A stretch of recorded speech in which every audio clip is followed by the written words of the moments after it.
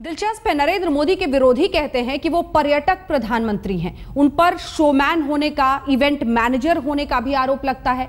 लेकिन सिडनी से आई तस्वीरें बता रही हैं कि मोदी हिंदुस्तानियत के नए प्रतीक बन चुके हैं और कम से कम देश प्रेम के नजरिए से लोग इस नेता को चाह रहा है।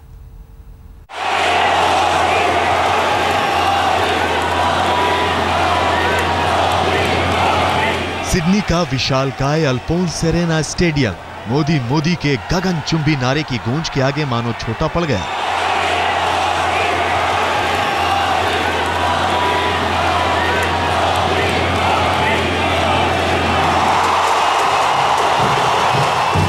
मोदी के भाषण की एक एक लाइन, उनके हर एक अंदाज, उनकी चुटकी, उनकी किस्सा हुई, उनकी हर अदा पर बेशुमार तालियां बरसती, बेहिसाब जय घोष होता।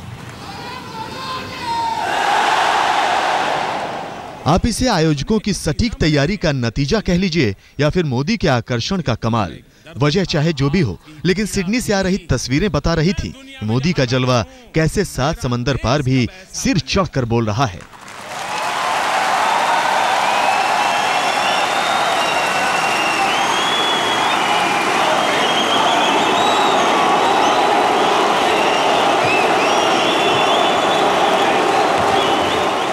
तालियों की गड़गड़ाहट के बीच मोदी मंच पर आए तो एक बार फिर सियासत के कई सूत्र साधने का सिलसिला शुरू हो गया। मोदी ने 1 अरब 25 करोड़ की आबादी वाले हिंदुस्तान की हताशा का जिक्र किया तो सवालों के घेरे में खुद ब खुद कांग्रेस खड़ी नजर आई। 6 महीने के अनुभव से मैं कह सकता हूं कि देश के सामान्य मानव ने जो सपने देखे हैं, उन सपनों को पूरा करने के लिए आशीर्वाद भारत मां दे रही है और वो सपने पूरे होने का सामर्थ्य रखते हैं। ये देश फिर से उठ खड़ा होगा, ये देश ताकतवर बनेगा अगर आपकी वाणी में जो ताकत है वो सामान्य मानवी की ताकत, वो वाणी कभी ईश्वर की वाणी बन जाती है।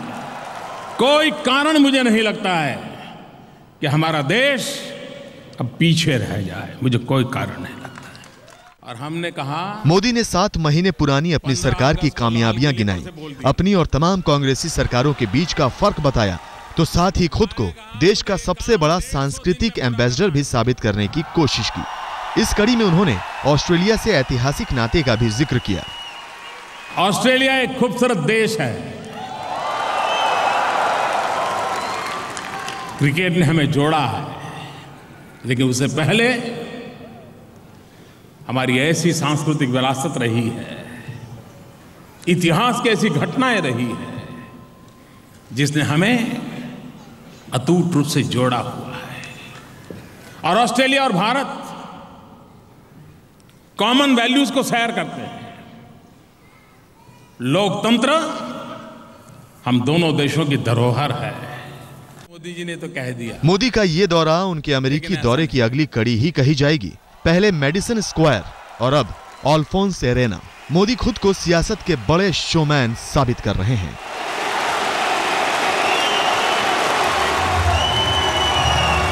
ब्रिस्बेन से श्वेता सिंह के साथ राहुल कंवल, आज तक। मोदी पूरे जोश में बोले। 1 घंटे से ज्यादा के अपने भाषण में मोदी ने अपनी सरकार की पीठ खूब थपथपाई, सधे अंदाज में कांग्रेस पर चोट भी की।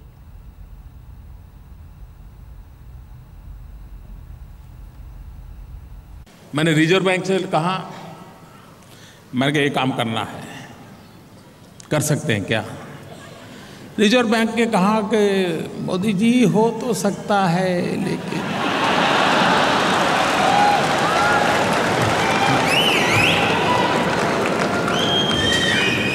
अब प्रधानमंत्री को मना तो कोई करता नहीं, लेकिन उनको तरीके मालूम होते हैं।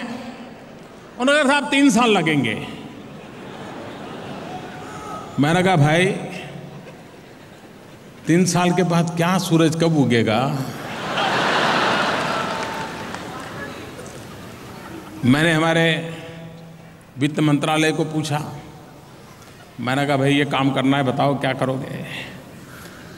मैंने कहा रिजर्व बैंक तो 3 साल कह रहे, नहीं बोले 2 साल में कर देंगे। उनको लगा हम मोदी जी खुश हो जाएंगे। मैंने कहा मुझे ये काम 150 दिन में पूरा करना है। जीरो बैलेंस से जिनका बैंक अकाउंट खोलना था, ऐसे गरीब परिवार के लोगों ने, जिनके पास पीआईओ कार्ड है, उन सबको अब आजीवन वीजा मिल जाएगा।